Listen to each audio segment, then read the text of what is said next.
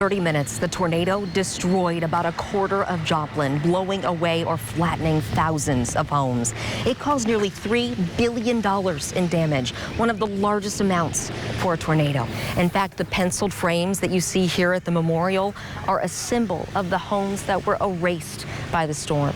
Many homes now have basements or storm shelters, and people we spoke to said they have been through tornado warnings here in the years since. But new homes, steps have been taken to protect new homes and make them stronger in the face of storms. The I-Team's Kat Reed looked further into that. The voices of survivors. The entire first floor of our house coming down. My entire building lifted up and then down. And images of destruction from the 2011 Joplin tornado are etched in Darren Dahl Melsather's memory. He vowed his family would never live in a home that didn't provide shelter from a storm. It's one of the things that kind of was a requirement for living here, was having a tornado shelter or a basement. A safe haven submerged in his backyard and stocked with the essentials. We have water, we have food, we have a porta potty.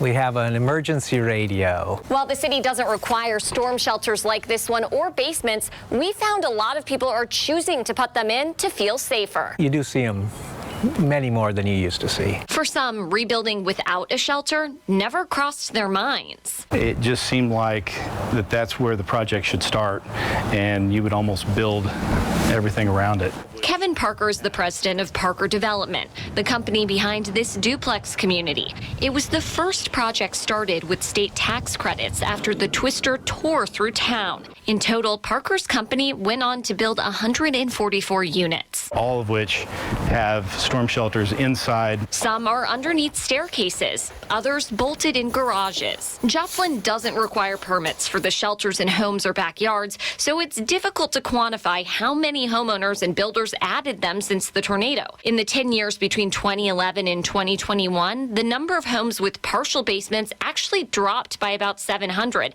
but those with full basements went up by 700.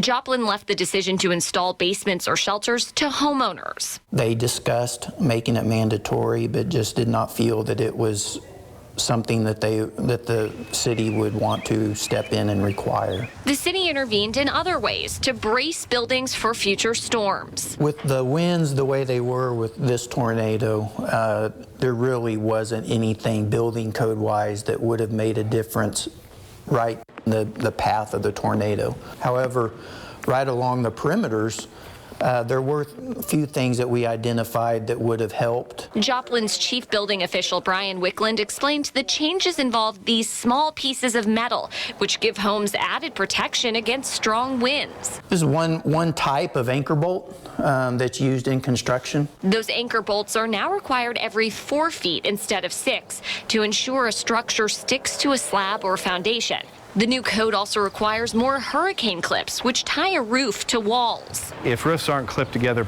properly, then the weakest link can lift up and allow suction and therefore cause the entire roof to come off. What was once rubble, now rebuilt. The I-Team learned in the past decade since the tornado, residential building has been soaring. The city issued 16,000 permits totaling nearly $500 million.